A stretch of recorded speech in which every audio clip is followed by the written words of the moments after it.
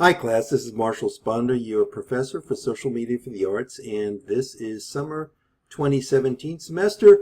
I was up late last night trying to record this greeting, but I looked at it and it was just a little bit too tired looking, and I figured I wanted to just rest a little bit from this marathon effort of putting this course together.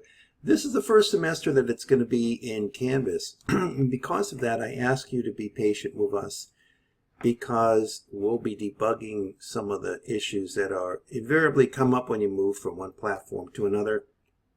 All the content has also been refreshed and rethought out. A couple of the weightings on assignments have changed.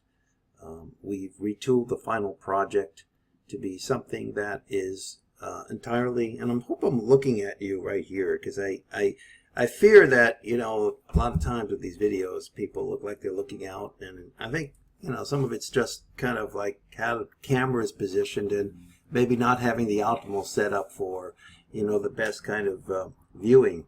But a lot of the assignments have been, and the final project have been retooled to be something kind of different than what we've done before. That was due to it getting too formulistic in the last 6 years. It was just kind of becoming too much the same, and they were getting to be dialed in, and I don't like that. And the other reason is for plagiarism. We just were seeing too many previous students in previous semesters sharing their projects. Turnitin was flagging it up, students were submitting this stuff, and I just reached a point last semester in the spring when we had 1,550 students to begin with. We ended with about 1,520, but there was double almost what we had last fall, and I just got to see a lot more, and it made me uncomfortable. It made me feel that I needed to do something as an educator to create content that truly was innovative, that truly was going to deliver value. But I had to do more than just tell people I would punish them for plagiarism. I had to actually make it so it almost would be impossible to plagiarize. That's the true reason that I changed it. Also, I had always had this dream that the final project would be some sort of additive thing that you could build through the various assessments, but I hadn't really realized it, and this semester we're going to do it. Because it's the first semester we're trying this, it's going to be a little, I expect that I will continue to refine the final project as we go on and I see the first results. So I'll be a bit more lenient this semester in terms of how I grade that final project, simply because I want to see what people come up with. As far as the rest of it, there will be pretty much step-by-step videos to show you how to do every assessment, every assignment, every webliography. I'm always around to correspond with you. My TAs will be Taylor Frankel is my TA this semester. She is one of our students that took the course last summer. She'll be handling most of the communications, the day-to-day stuff. I'll have her doing, and I will handle any issues that come up, any structural issues that come up with the course, as well as any kind of communications between a student where there needs to be some kind of an exception or some sort of me to be aware of a situation. Taylor is absolutely fantastic. I mean, she is one of my star students, and as a TA over the last 2 semesters, I believe, yeah, she's been absolutely fantastic. I think the best that I've seen of any of my, notwithstanding Rache, who's been the the power, the side guy that I've had him. He's the main person, actually. I don't want to get in trouble with Rache. Rache is great, but he's not going to be officially involved this semester, but in the fall definitely. So what do you have to do with this course? What do you need to do?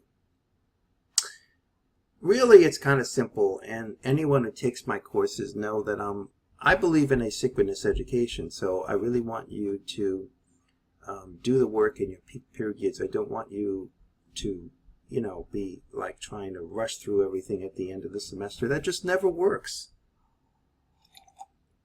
Well, I will say it might work for some of you, but it really doesn't work for me, and it doesn't, I think, work ultimately for you, because you don't absorb the material well, you don't learn what you need to learn, and I just don't think you get out of the course what you could get out of it, and most of the people that do that regret doing it. But we know you're busy. So what I suggest you do, and what I tell my TAs to do, is to find a time during the day, a couple of days of the week, where your mind is clear, where you can shut off the TV or shut off anything and just kind of read. Even me on the train or on the bus, I mean, because most of this can be looked at mobily. So I don't really care when you do your work. What I care about is that you do your work, and it has to be in. So there's due dates on each assignment. The due date is what you consider to be the soft date, the date that it's due. Like the first two assessments might be due on, you know, something like June 7th or something like that. I forgot exactly. I'm setting up the dates now as I, you know, finalize the course. And that's a soft date. I mean, if you give it to me June 15th, that's not going to hurt your grade at all. On the other hand,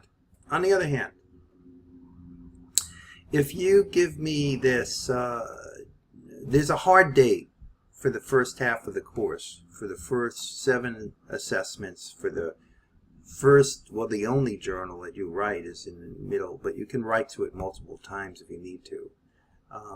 And the first introductory discussion. I mean, all of that needs to be done by the beginning of, well, I think it's July 9th. Yeah, July 9th was the date. That's the midway for this semester. That's what I said, you know. July 9th, right? So if you give me some of these things on July 12th or 13th, we're not going to accept it.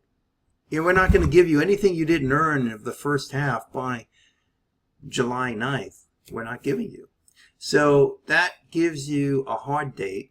That's the last day we'll accept it. Now, you know, some of you beg for half credit after that, you know, and there are extenuating circumstances. There are always extenuating circumstances, but I've been getting a lot of hard luck stories from students, you know, like last minute family emergencies, you know. And I do read everything, and I do consider, more and more I'm beginning to just shoot this over to Arts Online, and not really want to get into the fine points of like verifying that a student has an extenuating circumstance. I kind of feel like as a professor, I'm not necessarily always equipped to know what a dean can investigate and what a, you know, program administrator can investigate. So when I used to make a lot of these decisions myself, and I've found lately that it as I get more students and I get more variety of situations that are coming up, some of them are hard to call. Some of them are really tough calls for me. And I just kind of, at some point, I've just gotten to the point where I realize that I can't really juggle all these things as well. This is not what I'm good at. I don't have the means to always know what the right answer is for everyone, and it's really shouldn't be my decision, you know, on some of these things. So I've begun to wisely realize that I need to defer the decisions of situations that I'm really not sure, and give it over to Arts Online and Rutgers Business School and let them decide what they want to do. I'm fine. My ego is going to be fine either case. I don't have to be right, but I would rather not make a mistake. Because the stakes get higher, obviously, you know, and you know, everyone's very charged about how they feel. And as the semester gets closer, we always find that people had made calculations and estimations that, and then something happened. They waited too long and it didn't get done. And, you know, that's why I prefer that you do try to do stuff in a paced manner in this course. So everything else is, we did something different with the bibliographies too. I decided that I didn't want to just get a link from anywhere about the course, which you'll see when you know, I left some videos on that too. I would rather have you look at some material I already pre-selected, write about it, and then come up with an additional link that's not too old, or that's relevant, that takes the conversation further, and everybody else in the course can see that. So I'm looking at my screen, so I'm trying to, I mean to have eye contact. I want to have eye contact, but if I have eye contact with my camera, I can't see the screen. So it's not that I'm looking away or I don't want to have eye contact. It's so funny. I watched this one channel of a lady that does body language, and like she looks at the person move as he looking at the camera, and I'm thinking to myself, well, some of that's right, but then some of it could just be how the camera is positioned. So what I'm going to say is that I'm really happy, all of you. I've been told unofficially we have somewhere between 140 and 150. I'm not really sure what we're going to end up with. We'll probably be somewhere around 150. That's fine. That's fine. We'll take what we have. In the fall, we'll probably have a much bigger of many sections. So we'll take it every semester. We'll try to improve the course a little bit, and I just welcome you to the semester. Remember, it's a summer semester, so yeah, we're all kind of a little bit more relaxed in the summer. And then again, finally be patient with us, because we've never run a course in Canvas. We've never run this course in Canvas before. And, I put a monumental amount of work in the last 2 months to move this course over. 6 years of work, and constant updates to this course. It's become very popular at Rutgers, and I'm happy for it, knock on wood, but there was a lot of stuff to, even from the spring, to move over and decide what needed to be in there and how to best use Canvas's capabilities, which I'm still learning. It's not a simple thing. So please be patient and identify to us when you see something that doesn't look like it's working for you. Let me know, let Taylor know, because we're going to probably be debugging the course this semester, as we go. I don't think we're going to have ProctorTrack this semester. I think just doing this migration and running it this summer is probably enough to ask any of you to go through. I don't think we'll ask you. I'm not 100% sure about that. So at the moment I'm taping, I don't have the absolute final word about ProctorTrack. But there is still like an onboarding quiz worth 10 points. I don't even know if you need to take that onboarding quiz, but to be honest with you, we didn't take it out of the course. But I don't think you're going to be running ProctorTrack this semester, because I think we have enough just moving this course over and debugging it, and I think there's only so much any of us have the stomach for to deal with in one semester, and I think we have a lot to deal with. And as far as reading material, no required. Whatever you need is in the course that I've put in the course this semester.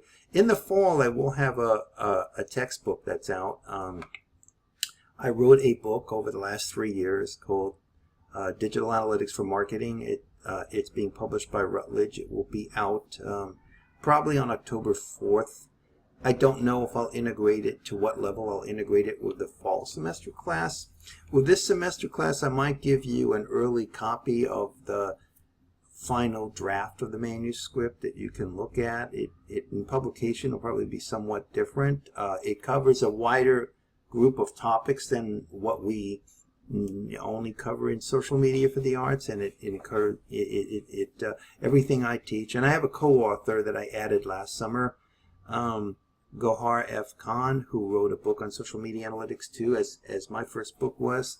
So we put together, I think, a pretty interesting textbook. I would like to think that Routledge is publishing. We're still working on the instructor's guides for that, but I expect that the book will be more formally part of the course, if not next fall, then the following spring. I may not ever ask anyone to formally buy it. I hope everybody does. And I think many of you will want to buy it. But we'll ask you and hope that you will join the Facebook page for this course, which is Social Media for the Arts. Actually, I use it for all my courses here and at other places. So, but it's now got a healthy bunch of following. Many students that are from past semesters are still getting information. I select a lot of reading information I put in there. So I hope you join that. I embedded it in the course in a page in the Course Essentials. And so like pretty much everything else that you need should be here in this course this semester. And again, if we do need to talk, we can usually talk on the Skype or on the phone. There are no scheduled office hours for this course. I have an office supposedly at the university, but you will not find me there. If you try calling numbers, that's probably not going to be a good idea, because it gets to me, I hear about it, but more like alarms people when he calls. Mostly because I am listed, I am a professor here, but most of my work is done remotely, so trying to actually come into my office is probably not a good idea, because you won't find me there. So if you have anything you really do need to discuss with me, we can talk over on Skype, or we can talk on maybe there's some collaboration tools in the course that I know should be there, that we can set up a meeting that way. Most of your things that you need to speak to people, you can handle. My TA, Taylor, is more than amply equipped to handle most of your issues. So I would say start with Taylor, and then after that, we will communicate if we need to. And then if I can't handle the issue, I will send it on to Arts Online, and they'll make the final decision on anything that you need. Okay, so I'm filming this just before the Memorial Day weekend, so by the time you see this, it will be over, and you will be hopefully all eager and ready to go and look at the course, and I start plowing us with questions next week, and we will answer them as best as we can, okay? And we will debug the course whenever we come up with an issue, which we obviously will come up with some. Who can not come up with issues the first time a course runs? So tell us about them when you see them, and we'll figure it out one by one. Cheers!